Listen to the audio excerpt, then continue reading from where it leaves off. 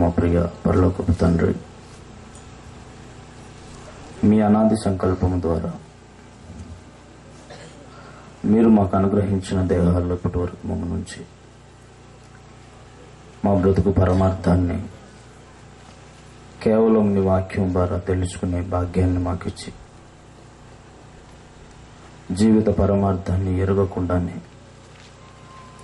మీ ప్రేమను అర్థం చేసుకోకుండానే లోకంలోనికి జారిపోతున్న నిత్యాగ్ని దండనకు జారిపోతున్న నీ పిల్లల పట్ల మీ వాక్యాన్ని మీ ప్రేమతో తీసుకొచ్చినటువంటి విధానమును బట్టి మీకు మా హృదయపూర్వకమైన కృతజ్ఞతాస్తుతులు స్తోత్రములు చెల్లిస్తున్నాం. వింటున్నటువంటి ప్రతి మాటను నీ పిల్లలు చక్కగా అర్థం చేసుకోగలిగే జ్ఞాన వివేకములను నీ పిల్లలకు అర్థమయ్యే విధంగా మాట్లాడుటకు నాకును నీ పిల్లలైన మా అందరికీ మీ ఆత్మ సహాయం అనుగ్రహించి మీరు కోరుకున్నట్లుగానే మా బ్రతుకును కొనసాగించుకోగలుగుటకు సహాయం చేయమని యేసుక్రీస్తు వారి పరిశుద్ధమైన నామమున ఈ ప్రార్థన అడుగుతున్నాం తండ్రి, ఆమేన్. ప్రియమైన దేవుని వర్లారా, దేవుని యొక్క మహాకృపను బట్టి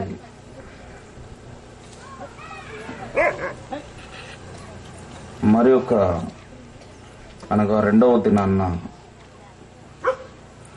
దేవుని సంగతులను ఆలోచించటానికి దేవుడు మనకు అనుగ్రహించినటువంటి మహాకృపను బట్టి దేవునికి మనం కృతజ్ఞతాస్తుతులు చెల్లించబద్దులమైనాం.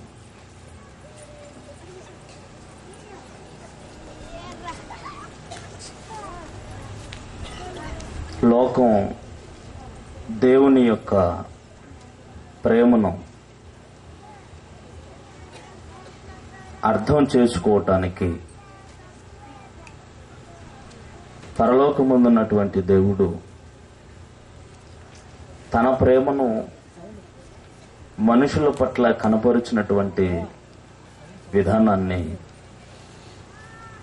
ఒక బైబిల్ గ్రంథంలో మాత్రమే దేవుడు తెలియచేయటం మానవాళి యొక్క అదృష్టం అని భావించాలి. ఎందుకంటే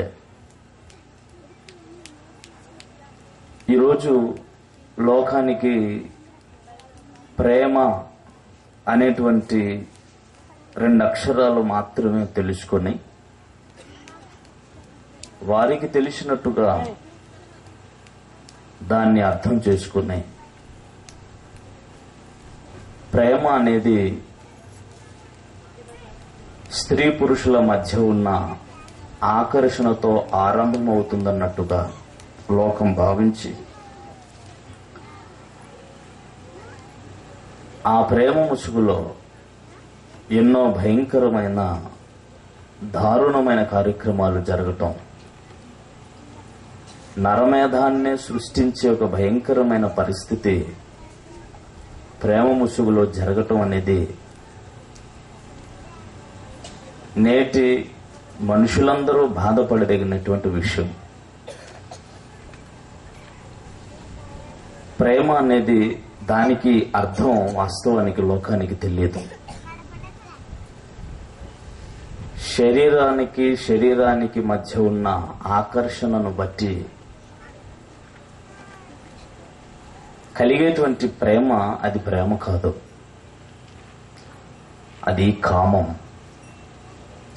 వాంఛ, శరీర కోరిక. దానిని పవిత్రమైన ప్రేమ అనే పదానికి అంటుకట్టడం మొట్టమొదటిసారిగా ప్రపంచం చేసినటువంటి తప్పు. ప్రేమ అనేది ఆ పదానికి ఉన్నటువంటి అర్థం తెలియాలి అని అంటే కేవలం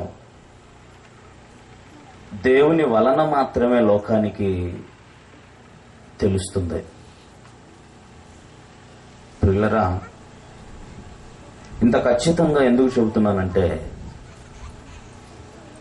ఒక అమ్మాయి అబ్బాయి ప్రేమించుకున్నారు అని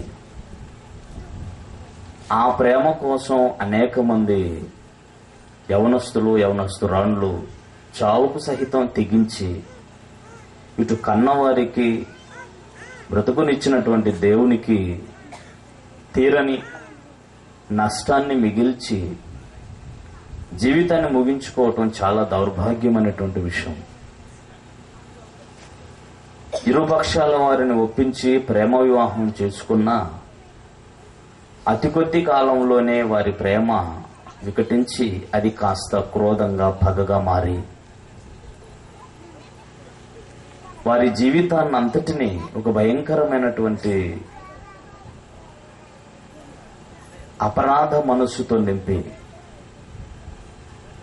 జీవితం అంతా తీరని వేదనతో ముగించుకునే పరిస్థితి ఈరోజు సమాజంలో ముఖ్యంగా ప్రేమ వివాహాలు చేసుకున్న వారిలో జరుగుతుంది. ప్రేమ వివాహాలు జరిగించుకున్న వారిలో చేసుకున్న వారిలో ఎక్కువ శాతం విడిపోయిన వాళ్ళే ఎక్కువగా ఉంటారు. అరుదైనటువంటి వారు మాత్రమే చివరి వరకు కలిసి ఉంటారు. అదే ప్రేమ ముసుగులో ఏకపక్ష ప్రేమ, వన్ సైడ్ లవ్ అంటారు. అమ్మాయిని గాఢంగా ప్రేమించినటువంటి యువకుడు అమ్మాయి తనను ప్రేమించటం లేదు అని అమ్మాయిపై యాసిడ్ దాడులు చేయటం, కత్తులతో దాడులు చేయటం, ఇలాంటి ఘోరమైన కార్యక్రమాలు కూడా చెప్పుకోవడానికి చాలానే ఉన్నాయి. వీటన్నిటిని బట్టి చూస్తుంటే ఇక పిల్లల కోసం తల్లిదండ్రులైన వారు సంపాదిస్తున్న ఆస్తిపాస్తులు కూడా ప్రేమతో సంపాదించుకుంటున్నవి అని అనుకుంటే, ఆ ఆస్తుల కోసం కూడా తోడ పుట్టిన వారితో సహా కన్నవారిని కూడా కడతీర్చిన కుమారులు కుమార్తెలు ప్రపంచంలో ఉన్నారు. అంటే ప్రేమ అనే పదానికి ప్రపంచానికి అర్థం తెలియదు అని లోకంలో జరుగుతున్న పరిస్థితులను బట్టి మనకు చక్కగా అర్థమవుతుంది. ప్రియులారా, దేవుడు ప్రేమ అనేది ఎలా కలుగుతుంది అన్న సంగతిని మీరు ఒక్కసారి దైవ గ్రంథం నుండి చూడగలిగితే, ఈ 1 యోహాను పత్రిక 4వ అధ్యాయము 1 యోహాను పత్రిక 4వ అధ్యాయము 7వ వచనం నుండి చూడండి. ప్రియులారా, మనము ఒకరినొకడు ప్రేమింతము, ఎలయనగా ప్రేమ దేవుని మూలముగా కలుగుచున్నది. అమ్మాయి అబ్బాయి తల్లిదండ్రులు ప్రేమించిన వాళ్ళు అనుకోకండి. ప్రేమించు ప్రతి వాడును దేవుని మూలముగా పుట్టినవాడై దేవుణ్ణి ఎరుగును. ప్రేమించు ప్రతి వాడు అనగానే ప్రేమించు ప్రతి వాడు అనగానే అమ్మాయి ప్రేమించటం, అమ్మాయిని అబ్బాయిని ప్రేమించటం, పిల్లలు తల్లిదండ్రులను ప్రేమించటం, దీని వలన దేవుని ఎరిగినట్టు అనుకోకండి. అందుకనే ముందుగా ఆయన ఏం చెప్పాడంటే, ప్రేమ దేవుని వలన కలుగును, ప్రేమ దేవుని మూలముగా కలుగును, వెలుతురు వేడి సూర్యుని నుండి కలుగును, నీకు ఆహార ధాన్యాలన్నీ భూమి నుండి వచ్చును,